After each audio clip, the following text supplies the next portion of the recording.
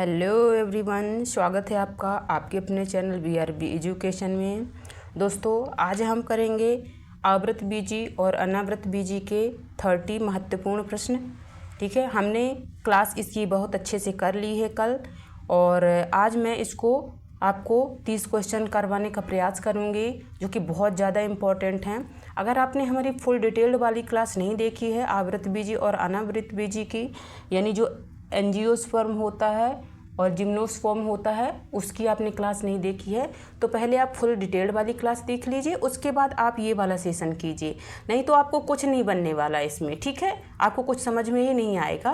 तो पहले आप डिटेल्ड वाले जब पूरा पढ़ लेंगे बहुत अच्छे से, 1 से 2 बार उस क्लास को देखेंगे, तो आपको ये सारे के सारे क्वेश्चन जो मैं यहाँ पे करवाऊँगी, आपको 30 महत्वपूर्ण प्रश्न करवाऊँगी, तो आपको सभी के सभी आते होंगे। ठीक है, तो दोस्तों सबसे पहले आप डिटेल्ड वाली क्लास देख लो, उसके बाद फिर ये वाला क्लास देखिए। ठीक है, अब पहले देखने से ज़्यादा कोई अर्थ भी नहीं है।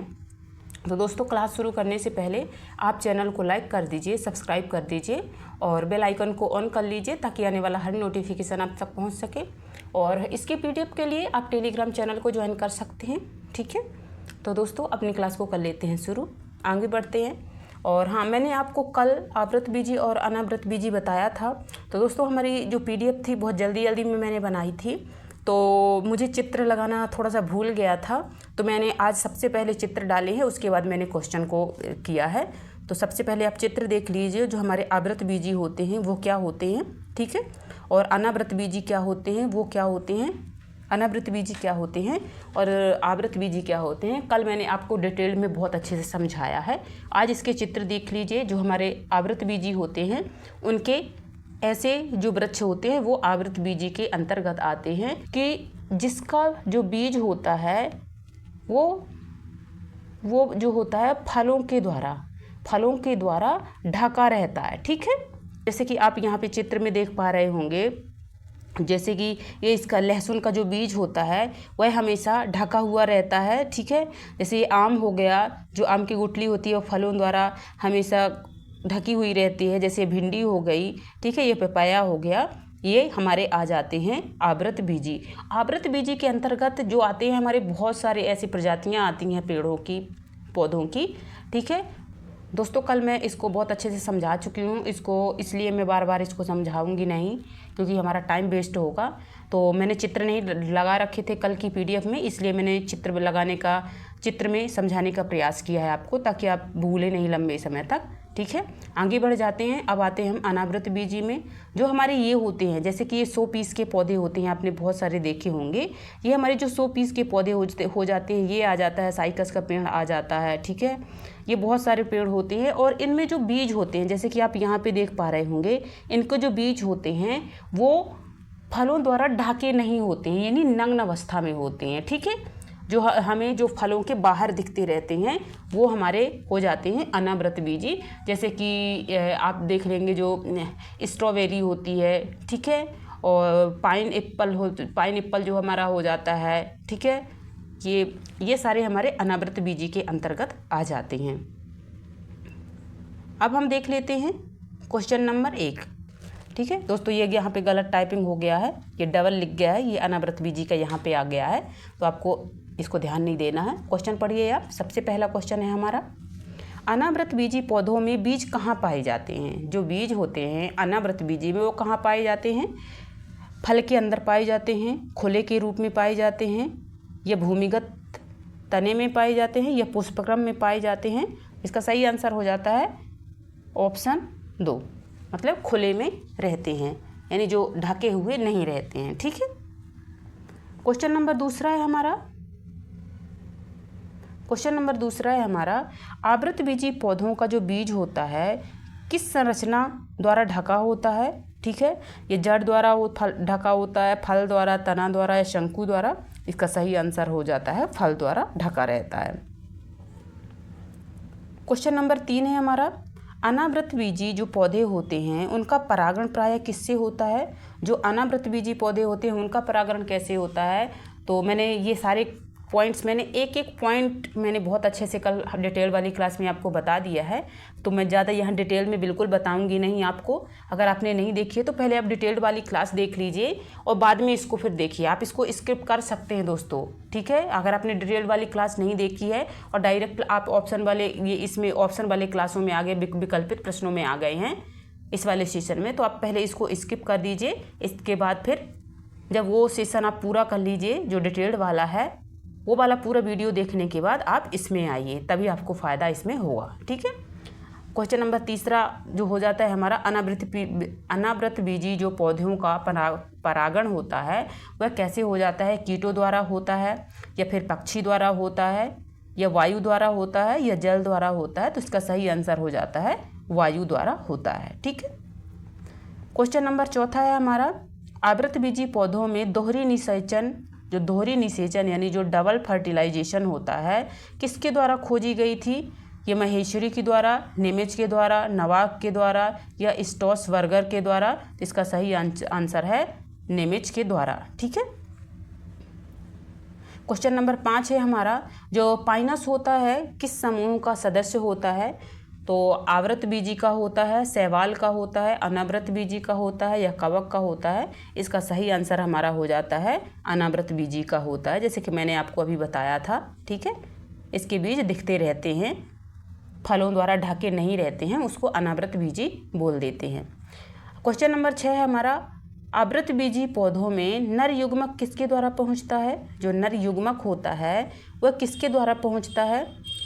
पराग नली के द्वारा, बीजावरण के द्वारा, बीजकोश के द्वारा या भ्रूण कोश के द्वारा? तो दोस्तों इसका सही आंसर हमारा हो जाता है पराग नली के द्वारा, ठीक है। क्वेश्चन नंबर 7 है हमारा, साइकस किस समूह का है? जो साइकस होता है वह किस समूह का जो होता है वृक्ष होता है? तो यह अनावृतबीजी का होता है या आवृतबीजी का होता है, शैवाल का होता है या ब्रायोफाइटा का होता है? तो जैसे कि साइकस मैंने बता रखा है आपको, अगर आप फुल डिटेल वाली क्लास देखेंगे तो मैंने बहुत सारे एग्जाम्पल बता रखे हैं आवृतबीजी और अनावृतबीजी के, तो पहले उसको देख लीजिए तब आपको समझ में आ जाएगा। तो इसका सही आंसर हो जाएगा हमारा अनावृतबीजी, ठीक है। जो साइकस होता है हमारा वो अनावृतबीजी में आ जाता है। क्वेश्चन नंबर 8 है हमारा, आवृतबीजी पौधों का विशेष लक्षण क्या होता है? जो आवृतबीजी पौधे होते हैं उनमें विशेष लक्षण क्या होता है? द्विगुणन होता है, दोहरी निषेचन होता है, जड़ का अभाव होता है या तना अनुपस्थित होता है? इसका सही आंसर हो जाता है हमारा दूसरी निषेचन होता है, डबल फर्टिलाइजेशन होता है, ठीक है। क्वेश्चन नंबर 9 है हमारा, अनावृतबीजी पौधों के बीज किस पर स्थित रहते हैं? जो अनावृतबीजी के जो पौधे रहते हैं, अनावृतबीजी पौधे के जो बीज होते हैं वह किस पर स्थित रहते हैं? अंडक में स्थित रहते हैं, फल में स्थित रहते हैं, शंकु में स्थित रहते हैं या पुष्पक्रम में स्थित रहते हैं? तो इसका सही आंसर हो जाता है हमारा शंकु में स्थित रहते हैं, ठीक है। क्वेश्चन नंबर 10 है हमारा, आवृतबीजी पौधों में बीज किस संरचना से बनता है? जो आवृतबीजी जो पौधे होते हैं उनमें जो बीज होता है वह किस संरचना से बनता है? तो ये परागण से बनता है या अंडाशय से बनता है या बीजाणु से बनता है या बीजपत्र से बनता है? तो इसका सही आंसर हो जाता है हमारा अंडाशय से बनता है, ठीक है। क्वेश्चन नंबर 11 है हमारा, पाइन, साइकस एवं देवदार किस वर्ग में आते हैं? अगर आपने कल वाली क्लास देखी है तो आपको सभी क्वेश्चन आ रहे होंगे दोस्तों। ये मोनोकोट में आता है, डाइकोट में आता है, अनावृतबीजी में आता है या क्रिप्टोगैम्स में आता है? इसका सही आंसर हो जाता है हमारा अनावृतबीजी में आता है। क्वेश्चन नंबर 12 है, आवृतबीजी पौधों में बीज कोश कहाँ स्थित रहता है? जो आवृतबीजी पौधे होते हैं जिनमें बीज कोश होता है उनमें बीज कोश कहाँ पे स्थित रहता है? या अंडाशय में रहता है या बीजपत्र में रहता है, फल में रहता है या पराग नली में रहता है? इसका सही आंसर हो जाता है अंडाशय में स्थित रहता है, ठीक है।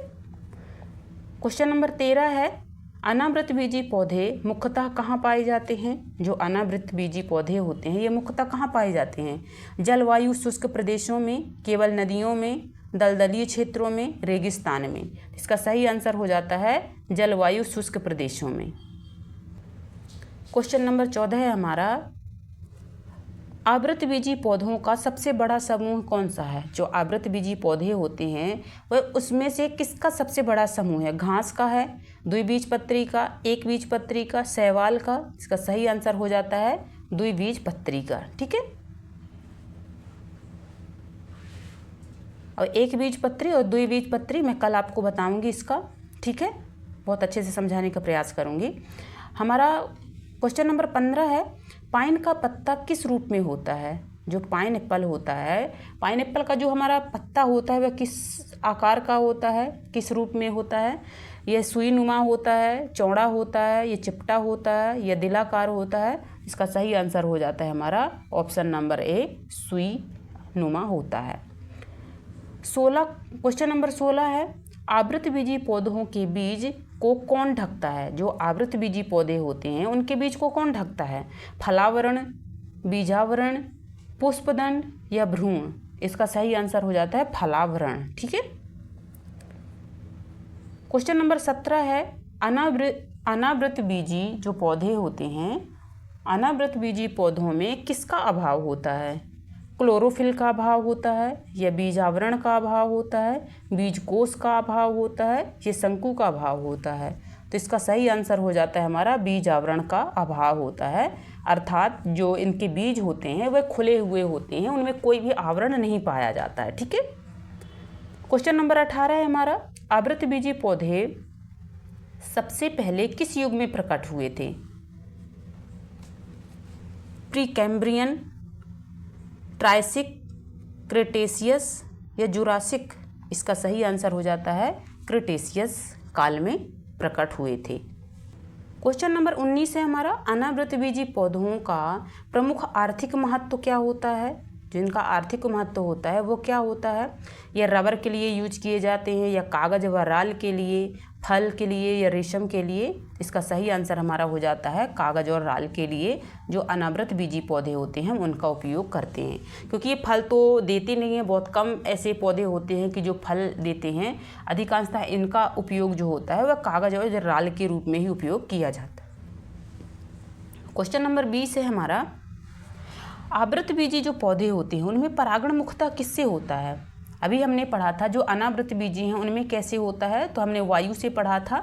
ठीक है, जो अनावृतबीजी पौधे हैं अनावृत, ठीक है, जो अनावृत होते हैं उनमें परागण कैसे होता है, तो हमने वायु से पढ़ लिया था। अब ये आ जाता है जो आवृतबीजी पौधे होते हैं, जो आवृतबीजी पौधे होते हैं उनमें परागण कैसे होता है? ठीक है, वायु द्वारा होता है, कीट द्वारा होता है, पक्षी द्वारा होता है, या उपर्युक्त सभी होता है? तो इनमें से सही आंसर है हमारा उपर्युक्त सभी। ठीक है, वायु द्वारा भी हो जाता है, कीटों द्वारा भी हो जाता है और पक्षियों द्वारा भी हो जाता है। जब मैं आपको परागण पढ़ाऊंगी तो आपको बेहतर तरीके से समझाऊंगी कि कैसे होता है इनमें परागण। क्वेश्चन नंबर 21 है हमारा, जो देवदार होता है, ठीक है, देवदार किस समूह के सदस्य हैं? देवदार का पेड़ जो होता है वृक्ष, वह किस जो समूह का है? तो आवृतबीजी का है, या फिर अनावृत का है, या मोनोकोट का है, या ब्रायोफाइटा का है? इसका सही आंसर हमारा हो जाता है ऑप्शन नंबर बी, अनावृतबीजी का है। क्वेश्चन नंबर 22 है, आवृतबीजी पौधों में जो बीज कोश होता है वह किससे ढका होता है? आवृतबीजी जो पौधे होते हैं, आवृतबीजी पौधे जो होते हैं उनमें जो बीज कोश होता है वह किससे ढका होता है? ये बीजावरण से ढका होता है, अंडाशय से ढका होता है, परागनली से, या फलावरण से? इसका सही आंसर हो जाता है हमारा अंडाशय। ठीक है, क्वेश्चन नंबर 23 है हमारा, जो साइकस होता है, साइकस में किस प्रकार का तना पाया जाता है? जो साइकस का पेड़ होता है उसमें किस प्रकार का तना पाया जाता है? शंक्वाकार, पाम जैसा, बेलनाकार, या भूमिगत? इसका सही आंसर हो जाता है पाम जैसा। क्वेश्चन नंबर 24 है, आवृतबीजी पौधों के अंडाशय में कितने बीज कोश हो सकते हैं? जो आवृतबीजी जो पौधे होते हैं उनके जो अंडाशय में कितने बीज कोश हो सकते हैं? केवल एक हो सकता है, केवल 2 हो सकते हैं, केवल 3 हो सकते हैं, या एक से अधिक हो सकता है? इसका सही आंसर है ऑप्शन नंबर डी, 1 या 1 से अधिक हो सकते हैं। क्वेश्चन नंबर 25 है हमारा, जो अनावृतबीजी होता है, अनावृतबीजी जो होते हैं पौधों में किस प्रकार के पत्ते पाए जाते हैं? तो हमने पढ़ लिया है, ये सुईनुमा पाए जाते हैं। ठीक है, क्वेश्चन नंबर 26 है हमारा, जो आवृतबीजी पौधों पौधे होते हैं उनके पौधों का जो पुष्प होता है वह किस लिए होता है, ठीक है। उनका जो पौधा होता है, पौधे का जो पुष्प होता है वह किस काम आता है, उनके पौधे का पुष्प किस काम में आता है।